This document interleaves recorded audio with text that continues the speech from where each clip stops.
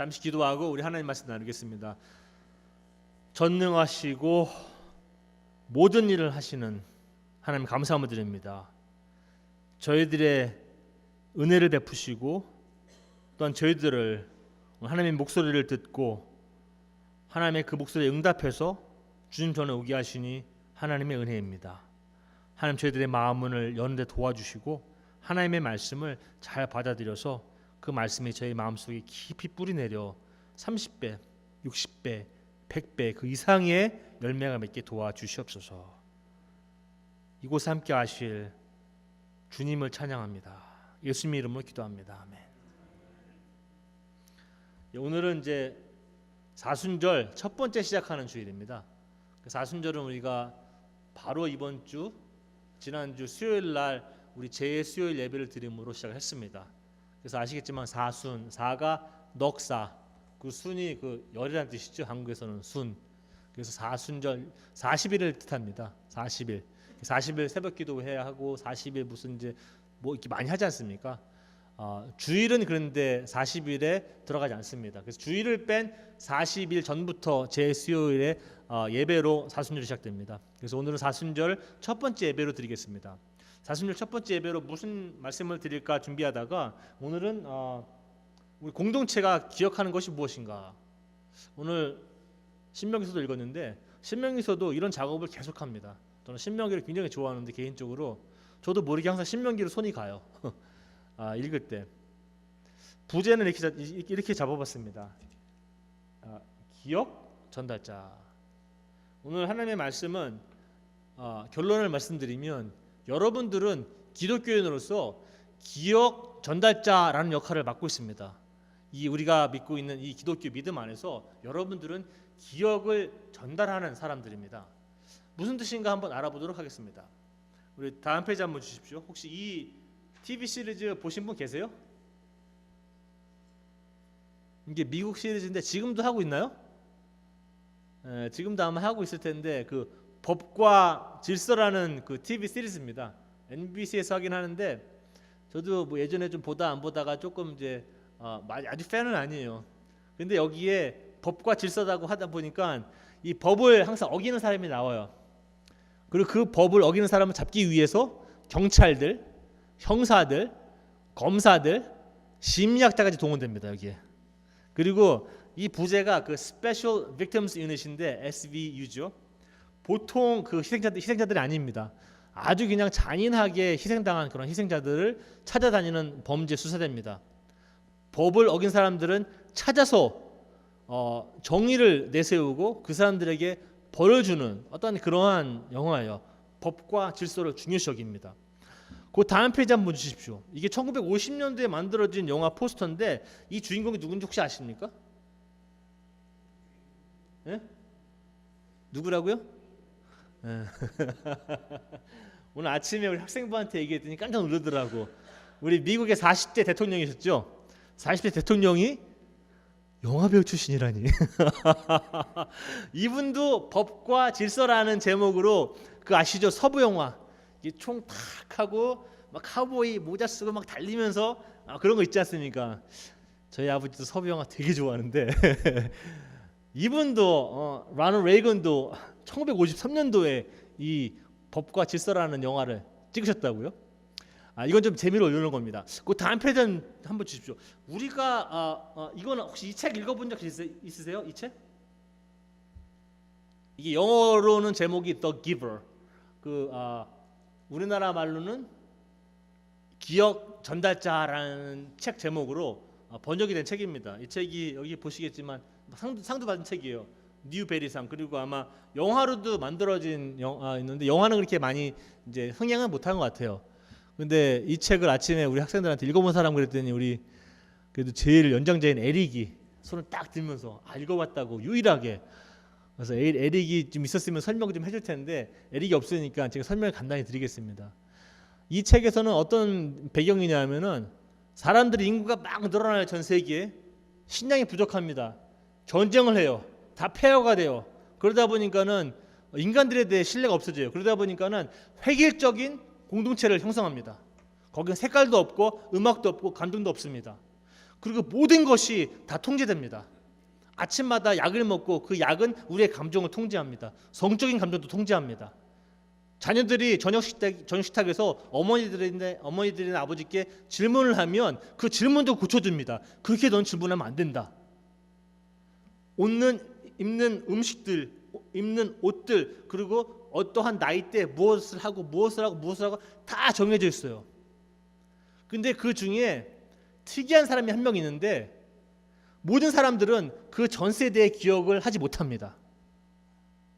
그런데 유일하게 한 사람, 또 기버라는 사람, 기억 전달자라는 사람이 그 전 세대의 모든 경험들, 배움들을 기억하고 있습니다.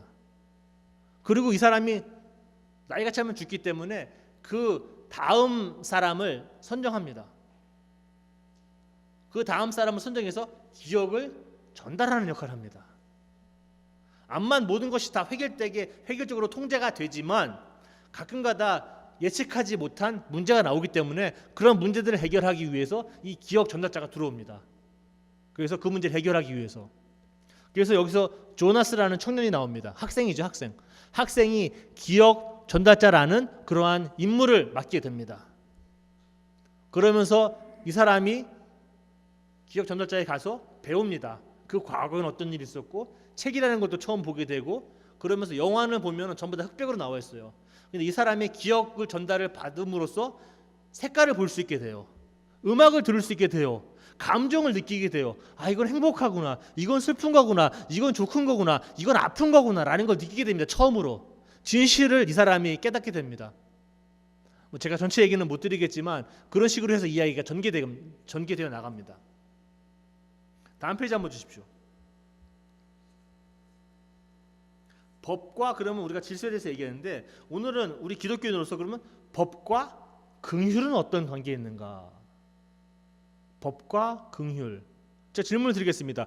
법과 긍휼은 반대의 개념입니까?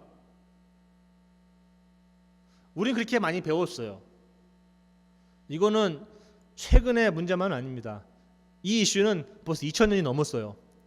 예수님이 오시고 처음에 그 기독교인 그러한 공동체가 형성됐을 때도 이런 질문을 던졌습니다. 1세기 때, 2세기 때도 왜 구약의 하나님은 왜 이렇게 폭력적인 하나님이신가? 왜 이렇게 자비가 없는가? 사랑이 없는가? 신약에 보이는 예수님은 너무 자비도 많고 사랑도 많고 은혜도 많고 긍휼도 많고 용서하시고 항상 친절하시고 그래서 구약은 항상 우리가 조금 하나님이 있는데 우리가 원하는 하나님은 아닙니다 라고 치부시 이렇게 해왔어요. 그러다 보니까 율법을 주신 그런 구약은 항상 율법을 대변하고 은혜는 신앙을 대변한다고 말씀을 많이 들으셨을 거예요. 저는 전혀 동의하지 않습니다. 거기에 구약에도 하나님의 은혜가 너무 많아요. 하나님의 사랑이 너무 많아요. 하나님의 긍휼이 너무 많아요. 근데 우리가 그걸 보지는 못했어요. 그래서 법과 긍휼은 저는 반대가 아니라 동전의 양면이라고 저는 생각합니다. 법. 그래서 저는 법과 긍휼은 그 정의와 자비라고 하는 상반되는 표현들이 아니다라고 저는 믿습니다. 법은 무엇이냐? 법은 이런 것 같아요. 법은 하나님의 은혜 때문에 존재하게 된 사람들의 삶의 방식을 규정한다. 이게 무슨 말이냐? 구약에서 그 모세가 그 시내산에서 호렙산에서 막 금식하고 막 그러다가 하나님이 뭐 주시죠. 그 2개의 돌판을 주시면서 거기에 이제 10계명 같은 거 주세요. 이렇게 쉽게 영화 보신 분들도 아시겠지만 좀 이렇게 시각적으로 생각하실 분들은 주십니다. 제가 이걸 갖고 왔어요. 우리 미국 헌법이 들어가 있는 책입니다. 사실상 미국 법전은 무진장 많아요.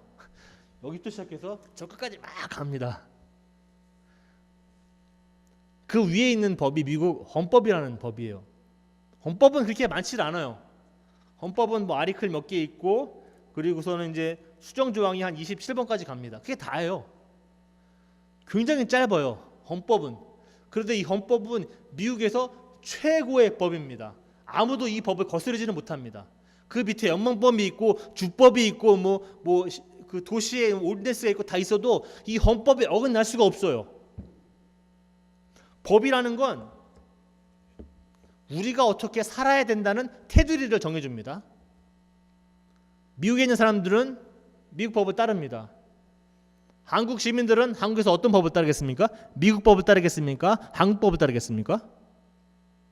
한국 법을 따르겠죠, 당연히. 일본에 있는 사람들은 일본 법을 따를 테고, 어디 뭐 독일에 있는 사람들은 독일 법을 따를 테고. 법은 내가 누군지 규정합니다. 내가 어느 나라 사람인지 규정합니다. 내가 어느 나라에 속했고 어떠한 삶의 형식을 취하는지 법은 항상 규정합니다.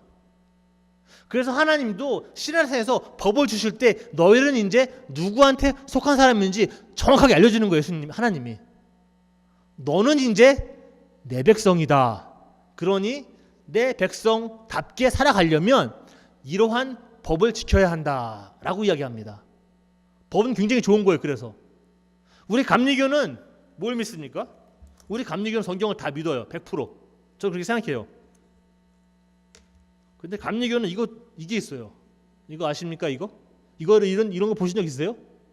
이게 연합감리교의 장정이라는 겁니다. 영어로는 Book of Discipline이라고 얘기해요.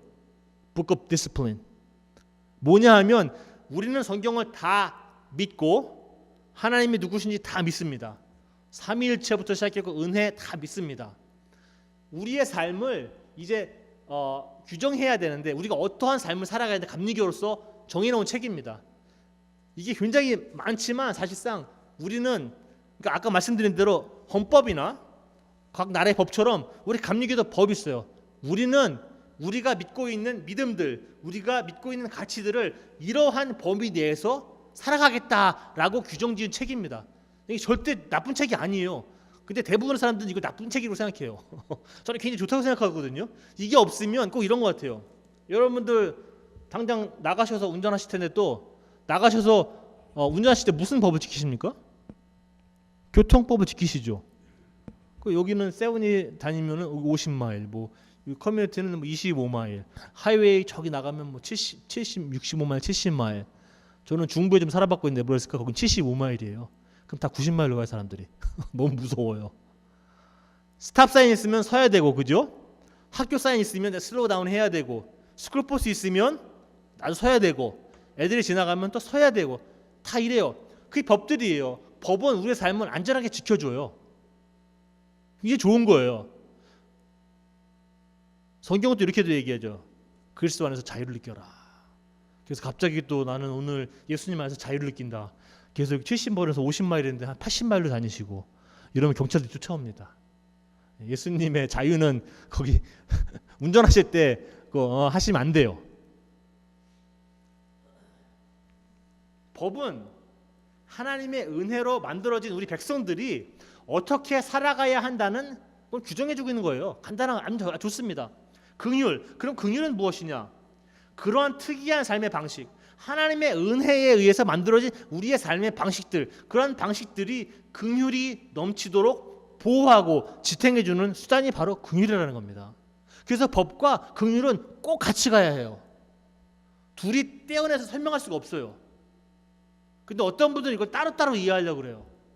구약은 이거, 신약은 저거, 하나님의 폭력적인 하나님은 여기. 왜냐하면 구약을 보면은 하나님 뭐 죽여라, 사람을 죽여라, 뭐 여자도 죽여라, 뭐 심지어는 뭐 애기도 죽여라 막 나와요. 성경에 어려운 본문들이 너무 많이 나와요. 성경에는 저도 다 100% 이해할 수도 없고 다 설명드릴 수도 없어요.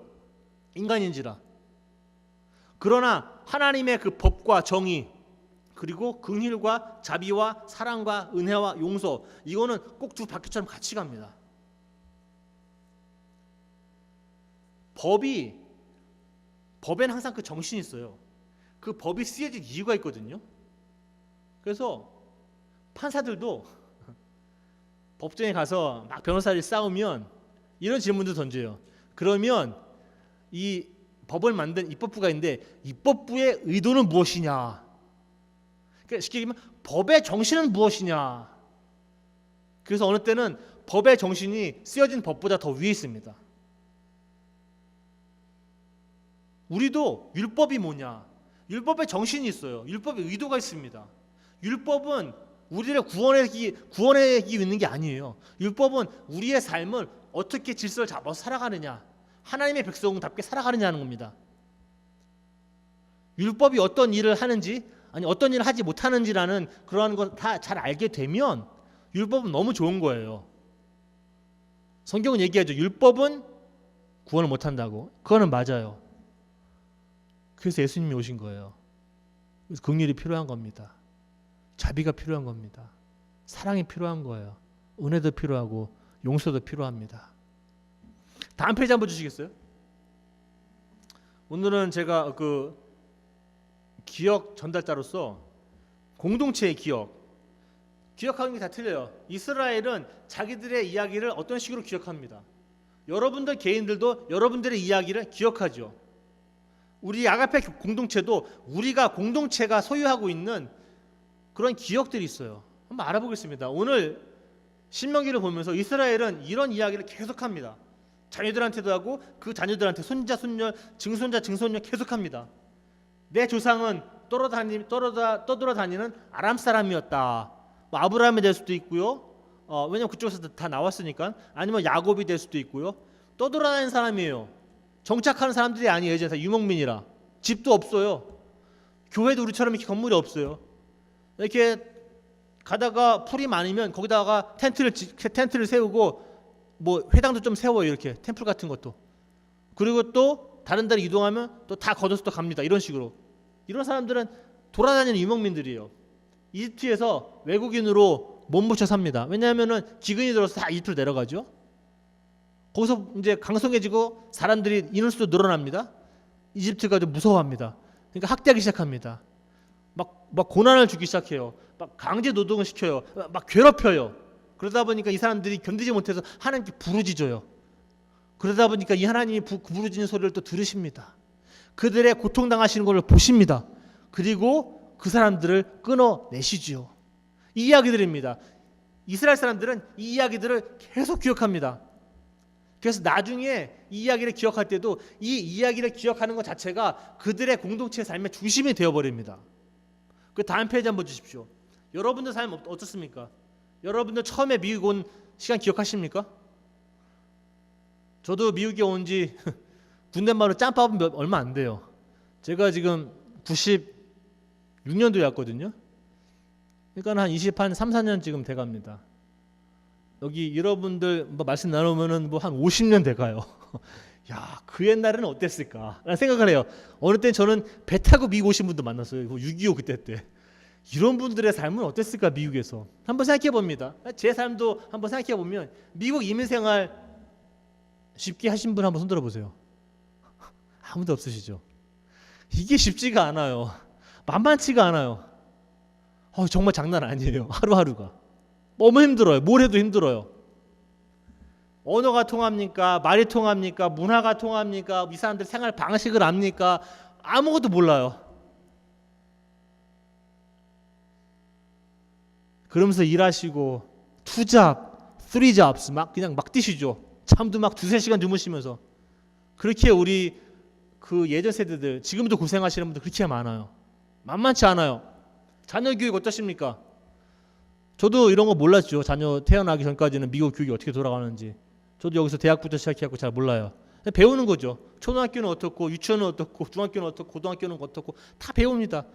가면서 맨날 뭐 수업료를 많이 내야 돼요. 가끔 실수를 하니까 저희가 모르니까 자꾸 뭔가 소대를 보게 되고 잘 모르니까 자꾸 물어봐야 되고 그런 게 많잖아요. 너무 힘들어요. 직장 미국에 있는 사람들도 직장 잡기 쉽지 않은데 유학 이제 여기 와서 이민자들 이 사업하시기 직장 잡기 너무 어려우시죠. 직장은 잡아도 자꾸 어디 이상은 못 올라가는 것 같아요. 그 뭐라 그러죠? 그 글래스 실링 뭐 그런 거 있잖아요. 뭐 못 올라갑니다. 그러다 보니까는 다 괴로워요. 그러다 보니까는 좋은 직장 다 내려놓고 사업합니다. 개인 사업. 여러분들도 많이 봤어요. 힘드세요. 미래에 대한 불확실성 말하면 뭐합니까? 당장 내일도 지금 확실하지가 않은데 차별 대우 받으시는 분들 많죠. 미국에서 그런 분들 많아요. 학교에서도 그렇고 직장도 그렇고 교회에서도 그렇고 뭐 커뮤니티에서도 그렇고 우리 애들 가서도 학교에서도 막 그렇고 그런 게 많아요. 너무 많아요. 또한 각종 질병으로 고생하시죠. 몸으로 마음 고생하시고 그렇게 하루에 막 2-3시간씩 자면서 일을 열심히 하셔서 자녀 키울 시간이 어디 있겠습니까? 그 자녀 또 삐뚤어지고 돈 좀 다 불어넣으시면 이제 몸이 아프시고 너무 힘드신 거예요. 삶 자체가. 많은 눈물과 슬픔과 서러움으로 매일매일을 지내셨겠죠. 고난과 역경들을 말할 것도 없고요. 우리 이민자들의 이야기입니다. 다음 페이지 한번 주십시오. 우리 공동체 이야기는 어떻습니까?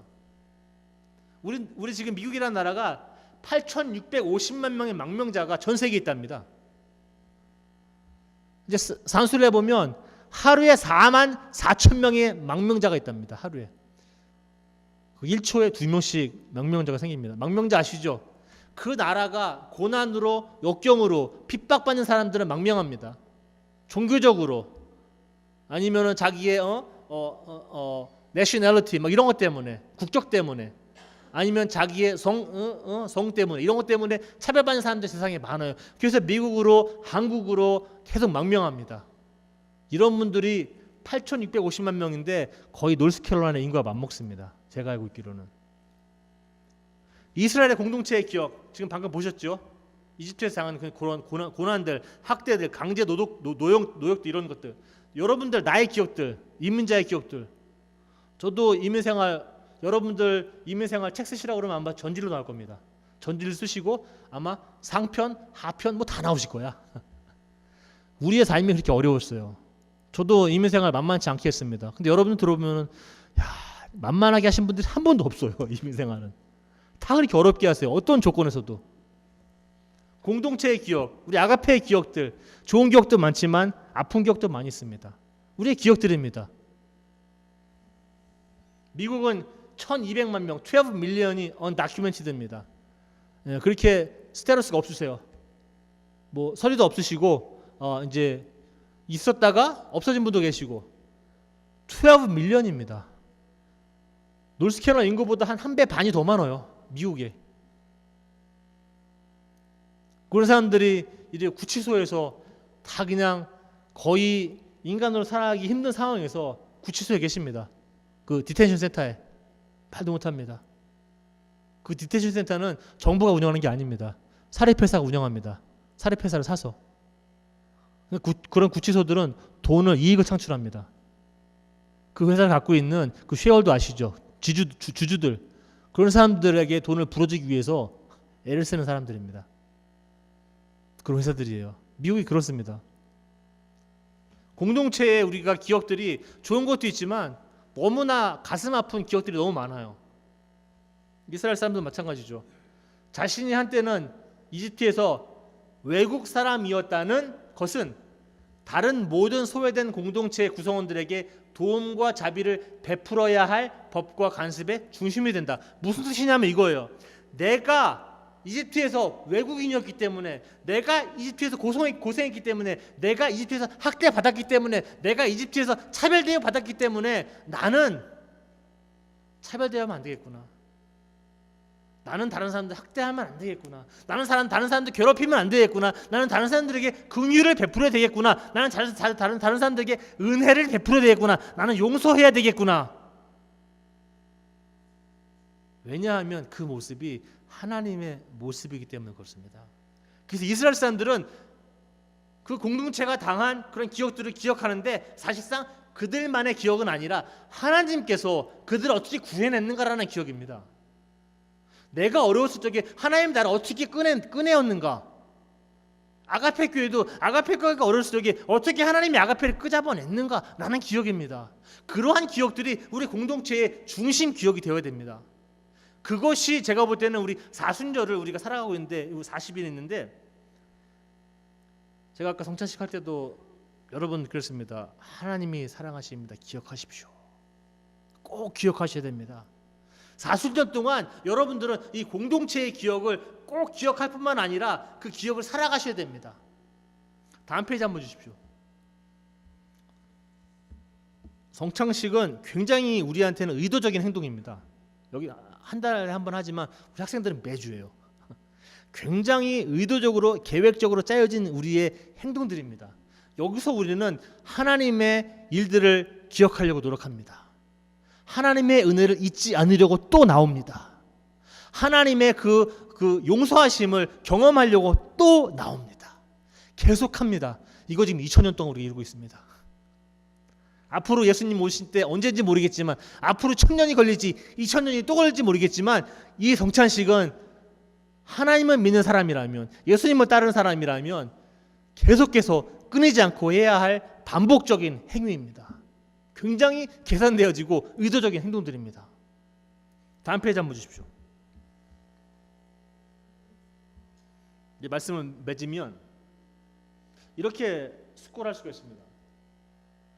우리가 우리의 과거를 어떻게 이해하는가, 어떻게 기억하는가라는 것 자체가 우리가 얼마큼 하나님을 닮을 수 있는가를 결정짓습니다. 우리가 자꾸 과거를 기억하지 못하면, 과거를 자꾸 되새기지 못하면, 과거의 하나님의 이야기를 우리가 이야기하지 않으면 자꾸 잊어먹어요. 그래서 우리가 과거를 어떻게 기억하는가, 어떻게 우리가 되새기는가 라는 것이 얼마큼 우리가 하나님을 닮을 수 있는가를 결정합니다. 두 번째, 우리가 우리의 과거를 기억할 수 있는 역량이 있는가, 그 자체가 우리가 속해 있는 공동체의 삶의 질도 결정한다. 이건 무슨 말이냐면, 제 의도는 이랬어요. 여러분들이 우리가 공동체로서 경험했던 일들을 계속 기억함으로 말미암아 똑같은 실수를 반복하지 않습니다. 우린 더 나은 삶을 지향합니다. 더 나은 공동체 삶을 지향합니다. 더 공동체 삶의 질이 좀 높아지는 거예요. 여러분들은 과거의 이야기를 이거는 하면 안 돼, 이거는 좋지 않은 얘기들이야 라고 하는 것보다 건강하게 이야기해낼 수 있는 방법을 찾으시고, 우리가 그런 이야기들을 해낼 수 있는 역량이 있어야만이 우리 공동체의 삶의 질이 더 올라간다는 겁니다. 하나님과 더 가까이 가질 수 있습니다. 그리고는 개인적으로는 내 개인의 광야의 이야기들, 내 개인의 그 이스라엘의 그러한 생활에 빗대면 학대, 고통, 역경, 강제 노역들, 어려웠던 시간들 기억하는 것도 우리한테는 커다란 지혜입니다. 내가 속한 공동체의 광야 생활을 잊으려 하지 않는 노력들, 그 노력의 한 부분은 성찬식입니다. 저희도 하나님 말씀 전하면서 계속 기억하려고 합니다. 나는 무엇을 설교하는가, 나는 무슨 메시지를 전하는가. 아까 장로님 기도에도 잘 들으셨죠. 사순절, 예수님은 왜 오셨는가라는 걸 우리가 계속 질문을 던져야 돼요. 왜 오셨는가? 도대체 의미는 무엇인가? 그 다음 페이지 한번 주십시오. 우리가 기억해야 될 사람들은 단지 이스라엘 사람들의 이야기뿐만이 아니라, 단지 우리 자신의 기억뿐만이 아니라, 단지 우리 공동체의 기억뿐만이 아니라, 아까 말씀드렸던 8밀리언이 넘는 그 8천만 명이, 아니 8밀리언이지 8천만 명이 넘는 망명자들, 미국에 1200만 명이 되는 그러한 불법적으로 계시는 많은 분들이 보호가 필요하고, 그런 분들, 사회의 가장자리에 사는 분들을 여러분들과 제가 기억해야 합니다. 그것이 하나님을 믿는 사람들의 권리이고 책임입니다. 성찬식 말씀드렸죠. 우리는 오늘 말씀을 냈자면 우리는 이야기 기억자입니다. 이야기를 기억합니다. 그러나 한 방향으로는 보면 이야기를 전달하는 그 기억의 전달자의 역할을 합니다. 여러분들은 분명히 아셔야 돼요. 그렇지만 우리는 그 이야기를 살아가는 주인공들이죠. 사순절에는 이 공동체의 기억, 우리가 기억하고 있는, 이 공동체에서 기억하고 있는 그런 기억들이 우리가 속해 있는 공동체를 지탱해주는 그 힘이자 근원이라는 걸 정확하게 깨달으시고, 사순절 지나시는데 굉장히 의도적으로 이 40일을 보내시길 바랍니다. 아무 그냥 목적 없이, 의미 없이 그냥 하나님은 좋으신 분 이렇게 생각하지 마시고, 내가 여기까지 왜 왔는가, 어떻게 왔는가 라는 거를 계속 숙고할 때에 앞으로 갈 길이 보이며 우리의 삶의 질이 하나님과 더 나아집니다. 여러분들은 기억 전달자이심을 꼭 기억하시기 바랍니다.